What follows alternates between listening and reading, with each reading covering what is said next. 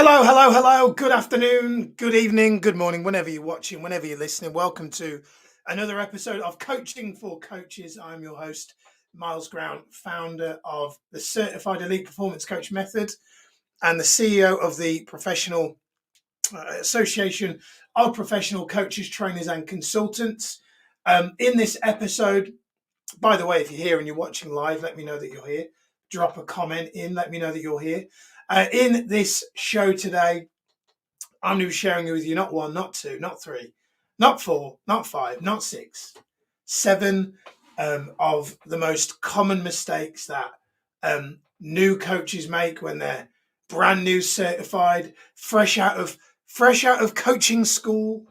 I don't know if there is such a thing as coaching school, but fresh out of whatever coaching training they've been through.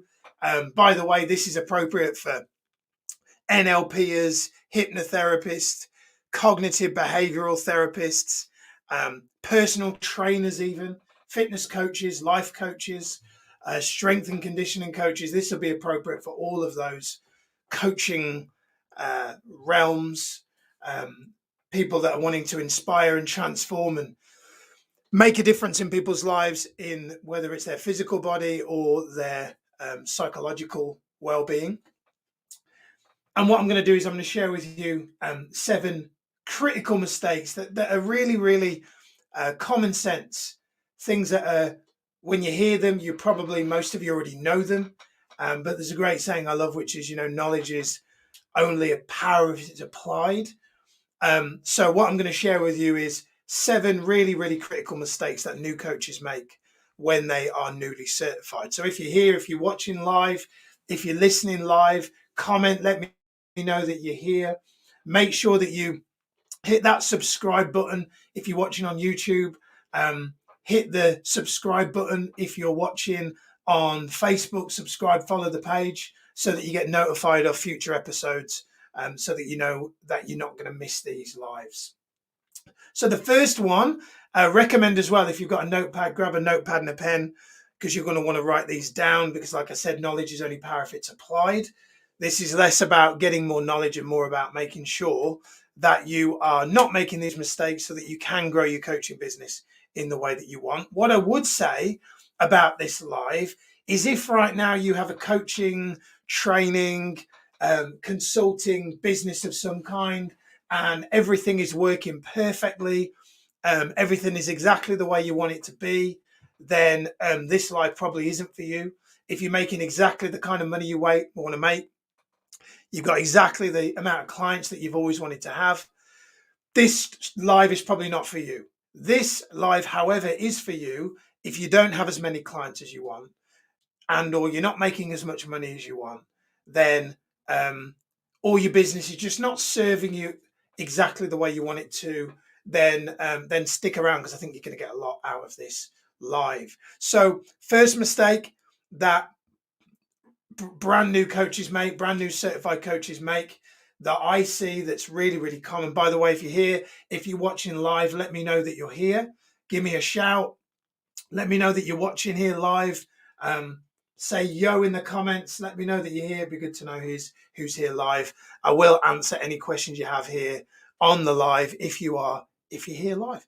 So the first one that beginner coaches make, that I made in the beginning, which is really, really common, and it's an understandable one, but it's one that you've really got to have a high degree of self-honesty about to resolve this one, is this thing about needing clients. Hopefully you can see that in the light in there. It's about needing clients. So the first mistake the beginner coaches make is they need clients. So you go, well, of course, Miles, they need clients. They've just become certified. Here's the problem with needing clients. When I needed a girlfriend, I couldn't get one. When I needed a date, I couldn't get one. Good friend, mentor, an incredible coach, author of great book, if you haven't read it, called The Prosperous Coach, Rich Litvin. Hey, Rich, if you're watching, he always used to say, Miles, needy is creepy. When you need something like, oh my God, I need more clients, then what happens is it's like literally trying to hold water in your hands. it's near on impossible to keep it in your hands. Eventually, it's going to evaporate or it's going to run through your fingers. So the first thing you've got to do is not need clients. You go, well, how do you do that?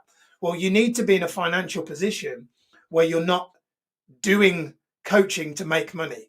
That your primary purpose of coaching is that you want to make a difference and you want to help people. So if you're in a position where you need money and that's your primary reason for doing your coaching, I recommend that you get either borrow money, get a loan, or better still, have a job that gives you an income so that you can coach on the side and not need to make sales, right? Because then what will happen is law of attraction, I'm going to go a little bit woo-woo for a minute, will basically say that you're more likely to get clients if you don't need them. So the first thing is, if you need income, go and get income from something that isn't coaching and coach your butt off on the side, because then you can do it from a place of sincerity and integrity and from your heart, rather than, oh my God, if this person doesn't buy coaching from me, I can't afford to go and get my food shopping. We don't want that, because that's going to not serve you and not serve the person. Second one, big mistake that new coaches make. This is definitely a critical lesson that I see a lot of beginner coaches make, is they try and do this thing, what I call selling pleasure. They try and sell pleasure. What do I mean by selling pleasure? Well, did you know that research shows that people buy to get out of pain 10 to 1 than they do to get into pleasure? Meaning people are way more likely to buy painkillers when they know they need them than they are to rush out and get multivitamins when they know they need them. In fact, I had an instance just a couple of years ago where I had toothache at 10 a.m. and I rushed out for painkillers, right? You wouldn't do that for multivitamins. You tucked up in bed, you're all settled in, brushed your teeth, you're all cozy. Dang it! And your partner's like, what's up? And you're like, I forgot my painkillers. I've got to go out and get them. You're not going to do it. It sounds stupid, but that's what a lot of people are doing. They're marketing, help you find your passion, help you be happier. They're nice to have things, but they're not actually getting you out of pain. Even holiday companies are amazing. When the weather is bad in a certain country, and I'm in the UK, and the weather invariably here is bad, travel companies are advertising, get away from the miserable weather. Escape to the sun is a phrase that you'll often hear them say. Escape, like you're getting out of prison, right? Getting out of wet weather prison. So you've got to know that selling pleasure is going to really make you struggle as a coach. You've got to be selling based on the pain, helping the person get out of pain. By the way, if you are here live and you've got a question, feel free to drop it in the chat. You might need to hit the StreamYard button, and then your comments will pop up so that I can see that you are here on the live. Third biggest mistake that new coaches make, which was a big blind spot for me when I first started out, and it's a big problem. And fundamentally, if you don't solve this one, you will make £0 as a coach, and it's having outdated sales beliefs. Often I run trainings and I ask people in the room, give me some of the negative words to describe how you feel about sales. And people will reel them off.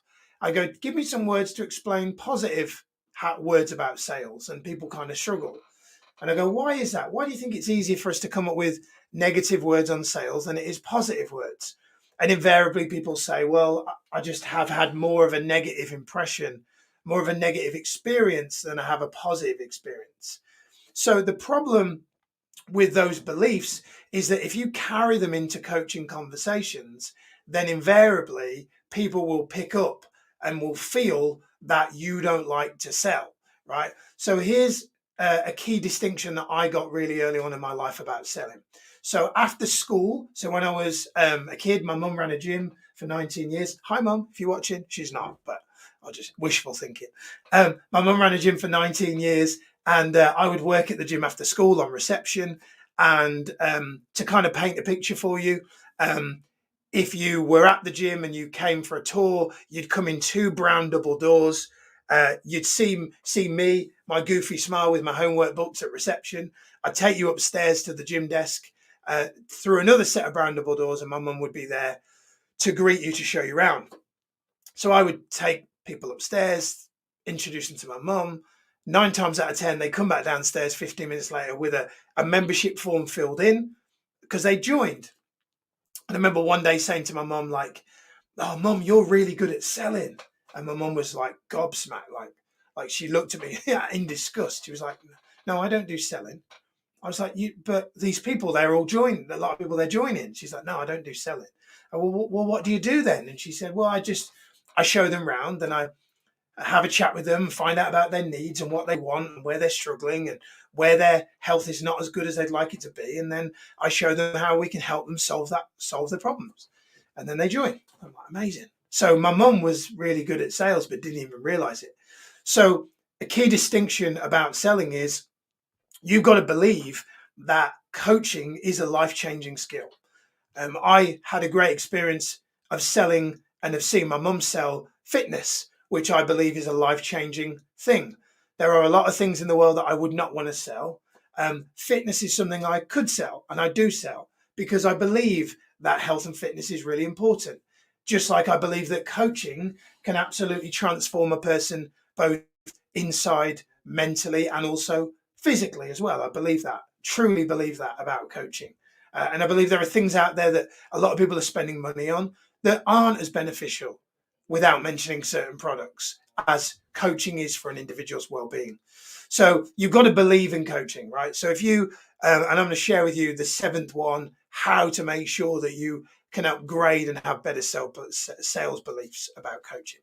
4th is one that a lot of beginner coaches make mistakes. Beginner coaches make this mistake, and it's one that I made in the beginning. When I first became certified as a coach, I left with 2 very big training manuals full of theory of the mind and all kinds of crazy big scientific words, but I had no idea of what I was meant to do with that information. I was like, so what do I now see? What page do I start on? Like, if I did have a client right now, like, where do I start? Do I just kind of like hope for the best, and when they say something that sounds like a challenge, just try and wing it to find the right page? Like, what do I do? Right? I didn't know. So the 4th mistake that beginner coaches make is, which I made in the beginning, is they have no coaching system. So what do I mean by a coaching system? Well, if you think about learning to drive, when you learn to drive, you don't just have one lesson, right? When you learn to drive, you don't just have one lesson. Why? Because you can't pass your driving test from one lesson. And having coaching is the same. There is very little chance of individual transformation from one coaching session. It needs multiple coaching sessions. A bit like going to the gym. You can't just get 6-pack abs from one workout, unfortunately. That would be great. I'm sure one day that will be created. Elon Musk will create it or something. Anyway, the point here I'm making is you need to have a system. You need to have a syllabus and a modularized way of coaching a person from where they are now to where they ultimately want to be. In our one-day workshop, our foundations coaching workshop, we actually teach you what to do to have to create your own syllabus, to have a modularized process, so that when you enroll someone in your coaching, you're not just trying to sell them a one-off session for £50, but you can actually sell them a modularized syllabus of sessions, like a driving instructor could say to a person, okay, great, you want to pass your test?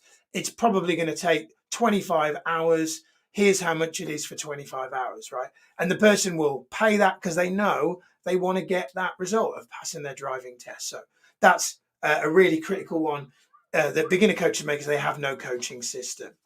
Number 5, definitely a big mistake that a lot of coaches make in the beginning, and this is one that I am seeing every single day on especially social media. There's the clue. It is this thing that I call social media scattergun. What do I mean by social media scattergun? Well, what I mean is I see so many coaches on social media posting a Facebook Live here, posting an Instagram post here, posting a blog on LinkedIn here, posting a video on YouTube here, and not getting anywhere. Like, it's not doing anything. It's not bringing them any clients. And they're expending a huge amount of time, effort, energy, and in some cases money spending on advertising without any reward whatsoever. Social media scattergun basically means trying to spread yourself too thin and trying to market yourself in a way that really has no strategy behind it.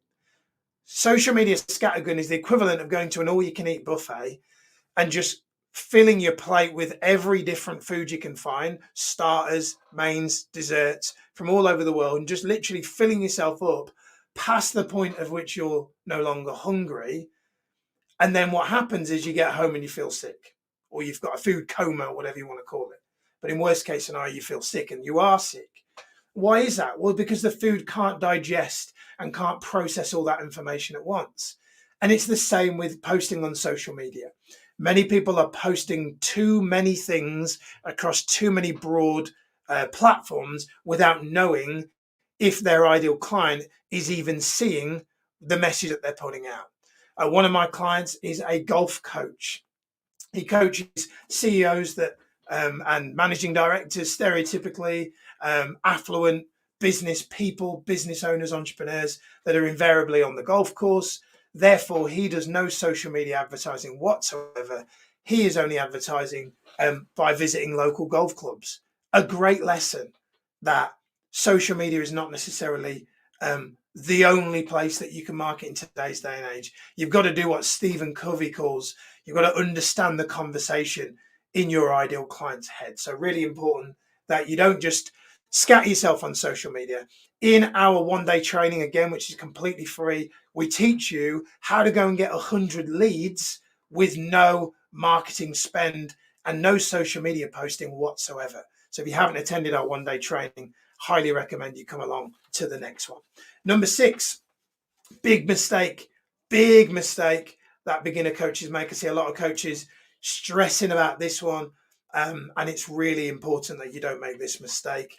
And it is picking a niche that is unresearched. So a lot of beginner coaches make the mistake of not researching niches. So what do I mean by unresearched niches? Well, many times I've spoken to coaches in the beginning about their marketing and about what's working and what's not working. And many of them invariably say things to me like, oh, I pick this niche, but I'm not sure. And then I pick this niche and I'm not sure. I was the same in the beginning. What a lot of people do is they pick a niche based on what they're passionate about. And that's actually a bad thing. A lot of people tell you, follow your passion. When it comes to picking your niche, you can't follow your passion. What you've got to do is you've got to pick a niche where there is a market.